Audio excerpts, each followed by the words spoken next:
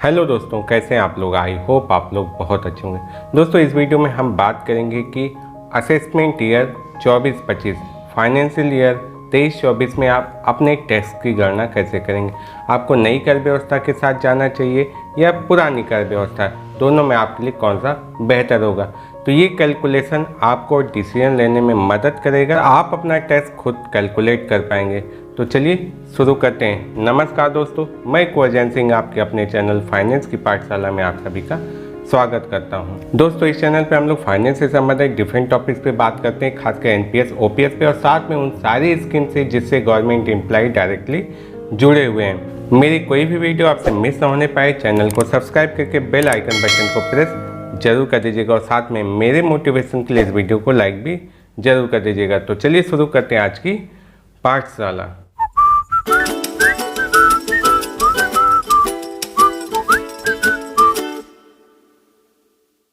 तो दोस्तों, ये कैलकुलेशन हम इनकम टैक्स की वेबसाइट पर भी करेंगे और एक्सेल सीट पर भी करेंगे, जो एक्सेल सीट मैंने खुद तैयार की है। तो दोनों कैलकुलेशन को भी मैच करवाएंगे। एक्सेल सीट पे कैलकुलेशन होने से हमें ये आसानी हो जाएगी कि हम अपनी सैलरी को देख पाएंगे कि हमारी एक्चुअल सैलरी कितनी बन रही है, कितने हमारे छूट हैं, किस तरह से हमने उस छूट को क्लेम किया हुआ है। तो सारी चीज़ों को समझेंगे, एक एक कर समझेंगे। वीडियो के अंत तक जरूर बने रहिएगा। तो चलिए शुरू करते हैं। तो दोस्तों, मैं अपने लैपटॉप की स्क्रीन पर आ चुका हूँ। इसको मैंने थोड़ा जूम कर लिया है एक्सेल सीट को, जिससे चीज़ें आपको ज़्यादा साफ और स्पष्ट दिखें। तो हमारा ये है नई कर व्यवस्था, असेसमेंट ईयर 24-25 और फाइनेंशियल ईयर 23-24। फाइनेंशियल ईयर 1 अप्रैल से लेकर 31 मार्च तक चलता है और उसके बाद असेसमेंट ईयर आकलन वर्ष माना जाता है। तो ये 31 मार्च 2024 तक के लिए है। तो यहाँ पर मैंने वेतन की गणना कर ली है और डीए भी मैंने 46% अनुमानित कर लिया है। थोड़ा बहुत ये वेरी कर सकता है, एक्चुअल में हो सकता है जनवरी में डीए यहाँ 46 से ज़्यादा हो जाए, तो कुछ सैलरी में फ़र्क आएगा, लेकिन कैलकुलेशन सेम रहेगी।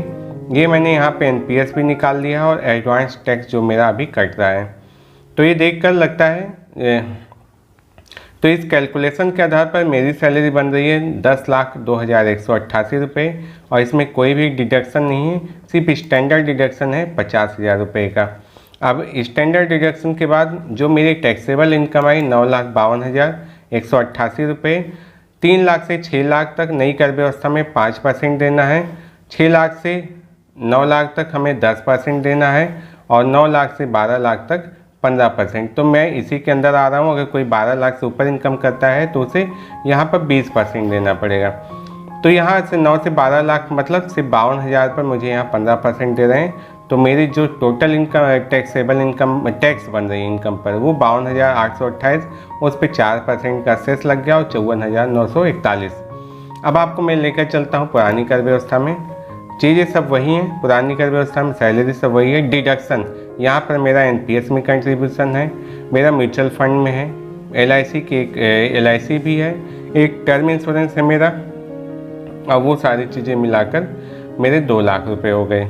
मैक्सिमम हम 2 लाख ही ले सकते हैं। 2 लाख में हमने 80C में देख लिया 1,02,680, 80CC D1 जो एनपीएस का कंट्रीब्यूशन है 47,320 और 80CC D1 B ये 50,000 होगा। 17,962 के 80D मेरा हेल्थ इंश्योरेंस का प्रीमियम है। तो कुल डिडक्शन हो गया 2,17,962। Taxable income 7,34,226। 2,50,000 से 5 लाख तक, यहाँ पहले तो देख ले 2 लाख तक ये टैक्स मेरा जीरो है। 2,50,000 से 5 लाख तक 5%, 12,500। 5 लाख से 10 लाख तक ये 20% आता है। तो 2,34,000 पर मुझे टैक्स देना पड़ रहा है 46,845। तो टोटल टैक्स बन रहा है 59,345 रुपये और इसे हम सेस के साथ लेते हैं तो 61,719 रुपये। एडवांस टैक्स दोनों में कैलकुलेट है तो इससे नहीं मतलब। हम तो यहाँ देख रहे हैं 61,719 और यहाँ देख रहे हैं 64,941। तो ये एक्सेल सीट है, सबके लिए आसान नहीं है। तो मैं आपको वेबसाइट पे ले चलूँगा जहाँ पे चीज़ें आपको आसान हो जाएंगी, लेकिन आप अपना सैलरी ज़रूर कैलकुलेट कर लीजिएगा। एक अनुमानित सैलरी आप निकाल लीजिएगा, तभी आप पूरा जाकर वेबसाइट पर भी कैलकुलेट कर पाएंगे। तो ये देखिए वेबसाइट मैंने खोला हुआ है इनकम टैक्स कैलकुलेटर। पहले मैं यहाँ तक पहुँचा कैसे आपको ये दिखा देता हूँ। आपको क्या है, गूगल पे जाना है। गूगल पे आपको इनकम टैक्स .gov.in ये डालना है, चूँकि मैं बहुत बार डाल चुका तो अपने आप आ जाता है। और यहाँ पर आप नीचे जाइएगा, ये क्विक लिंक्स है, इसको स्क्रॉल करके नीचे जाइएगा। यहाँ देखिए आपको मिल रहा है इनकम टैक्स कैलकुलेटर, इसे आप क्लिक करेंगे, ये ओपन हो जाए तो ये वेबसाइट ओपन हो चुका है कैलकुलेटर। ये बेसिक कैलकुलेटर है। बेसिक में मुझे थोड़ी सी विसंगति नज़र आ रही है, चाहे मेरे समझ का फेर हो, तो इसलिए मैंने बेसिक का यूज न करने की जगह यहाँ पर एडवांस किया। बेसिक में मुझे जब मैं न्यू टैक्स रिटर्न देखता हूँ तो वहाँ पर मुझे स्टैंडर्ड डिडक्शन नहीं मिलता है और ओल्ड में वो चीज़ें मिल जाती हैं, तो इसलिए मैं इस चीज़ों को यहाँ पर छोड़ रहा हूँ। हम चलते हैं एडवांस कैलकुलेटर में। तो एडवांस कैलकुलेटर मैंने चीज़ें यहाँ फिल की हुई हैं, आपको सीधा यहाँ दिखा देता हूँ। अब ये क्या है कि हमें 31 जुलाई 2024 तक सबमिट करना होगा। एक्चुअल डेट क्या होगा, 1 अप्रैल 2024, मतलब 31 मार्च तक के जो भी डिटेल्स हैं उसके आधार पर। तो ये मेरी इनकम वहाँ से मैंने उठा के यहाँ डाल दिया, 10,02,188 स्टैंडर्ड डिडक्शन। देखिए ये मैंने यहाँ पर ओल्ड टैक्स रिटर्न चुना हुआ है, तो स्टैंडर्ड डिडक्शन यहाँ लागू है 50,000 का।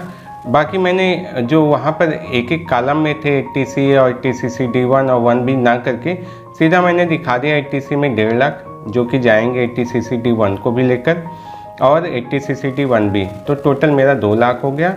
और 80D में 17,962। तो आप भी अपना देख लीजिएगा 80C में कितने आ रहे हैं। अगर आपका NPS है तो अगर NPS शामिल किया जाए तो कितना हो पा रहा है, तो वो आप अपने एक्चुअल डाल के यहाँ देखिएगा। या आपको लगता है कि देखता हूँ मैं कि और अगर मैं सेविंग कर पाऊँगा तो कितना टैक्स बनेगा, तो आप यहाँ पर उसे डाल कर गेस कर सकते हैं, एक कैलकुलेशन ले सकते हैं। 17,962 हो गया ये मेरा 80D में। बाकी अभी 80TTA और ये चीज़ें हम यहाँ पर डाल नहीं रहे हैं क्योंकि हम एक सिंपल कैलकुलेशन कर रहे हैं। तो ये आ गया 7,34,226 रुपये, ये हमारी टैक्सेबल इनकम है। देखिए यहाँ पर भी पुरानी कर व्यवस्था में मेरी टैक्सेबल इनकम कितनी आई थी, 7,34,226, और यहाँ पर भी ये चीज़ें आ गई। तो हमारा टैक्स कितना बना, 59,345 रुपये। इसमें सेस और चीज़ें शामिल हैं, और सेस नहीं, सॉरी, सेस यहाँ पर है। सेस आप शामिल किया तो ये बन गया 61,718। देखिए मेरे कैलकुलेशन के हिसाब से ये 61,718 की जगह मेरे कैलकुलेशन में 61,719 है। तो 0.5 क्या होता है, पैसे में होते हैं एक्सेल सीट में, तो होल नंबर अगर ये 718.5 या 6 लिया होगा तो 719 कर दिया होगा। अब इसी चीज़ को हम चलते हैं यहाँ देखते हैं नई कर व्यवस्था। हमें कुछ नहीं करना है नई कर व्यवस्था कैलकुलेशन के लिए, बस यहाँ पे जो ओल्ड हमने चुना था tax return, new tax return चुन लेंगे। और न्यू टैक्स रिटर्न चुनते ही स्टैंडर्ड डिडक्शन देखिए यहाँ पर शो कर रहा है 50,000 इसमें लागू है, और इसके बाद आपका कोई भी डिडक्शन लागू नहीं है, और सीधा आपका टैक्स आ गया यहाँ पर 54,941 रुपये। टैक्सेबल इनकम 9,52,188, जो कि हमने यहाँ पर किया हुआ था 9,52,128 टैक्सेबल इनकम, और ये टैक्स बनना 54,941। और यही चीज़ आप यहाँ भी देख रहे होंगे, 54,941 रुपये हमारा टैक्स बन गया। तो इस तरह से आप कैलकुलेट कर सकते हैं कि आप नई कर व्यवस्था में आपके लिए बेस्ट रहेगा पुरानी। और बहुत बार होता है कि 7.5 लाख तक की इनकम पे मुझे छूट मिल जाएगा, मतलब मेरा टैक्स 0 हो जाएगा, वो आप कैसे करेंगे। तो चलिए मैं एक बार आपके लिए सिर्फ यहाँ पे डालता हूँ। मेरी इनकम है मान लीजिए 7,50,000 एग्जैक्ट, ठीक। तो अब मेरा टैक्स यहाँ कितना शो कर रहा है, यहाँ पे टैक्स मेरा बन रहा है 25,000 रुपये, और मुझे यहाँ पर 87 के तहत 25,000 की छूट मिल जा रही है। अर्थात जो मेरा टैक्स है वो टोटल टैक्स मेरा कितना हो जा रहा है, 0। ये मेरा पुराना है, इसको हटा देते हैं। तो ये टोटल टैक्स कितना आ रहा है कैलकुलेशन में, 0 आ रहा है। लेकिन अगर यहाँ पे आप ओल्ड टैक्स रिजाइम में जाएंगे तो ओल्ड टैक्स रिजाइम में आपको यहाँ पर टैक्स देना पड़ जाएगा बिना अगर कुछ ही सेविंग के 54,600। मान लीजिए आपने यहाँ पर सेविंग की 1,50,000, आप NPS में नहीं थे, आपने 1,50,000 की सेविंग की, तब भी आपका टैक्स 23,400 बनेगा। और अगर अब आपने NPS में रहते हुए 50,000 और कर लिया, कुल आपकी सेविंग 2 लाख रुपए होगी, तब आपका टैक्स बनेगा 0। 12,500 बनेगा, 12,500 पर 12,500 का रिबेट मिल जाएगा, आपका टैक्स हो जाएगा 0। तो इसका फ़ायदा वही लोग उठा सकते हैं जिनका एनपीएस में भी कंट्रीब्यूशन होता है, या जैसे 80cc DB और आप 80U, इन सब चीज़ों में 80D में आप अगर डाल रहे हैं पैसा, लेकिन 80D में भी आप कितना डालेंगे। तो अगर किसी की इनकम 7.5 लाख तक है, एनपीएस में उसका कंट्रीब्यूशन है, तो वो अपना पूरा टैक्स बचा सकता है 2 लाख रुपए तक सेविंग करके। अन्यथा आपको यहाँ पर डाल के चीज़ों को कैलकुलेट कर लेना चाहिए, चीज़ों को समझ लेना चाहिए, उसके हिसाब से अपनी टैक्स प्लानिंग करनी चाहिए। आई होप दोस्तों ये वीडियो आपके लिए बहुत हेल्पफुल रहेगी, ये कैलकुलेशन आपको समझ में आएगा। अगर कुछ टिपिकल लगता है तो मुझे आप कमेंट करके जरूर बताइएगा, मैं और इसे ईजी करने की कोशिश करूँगा।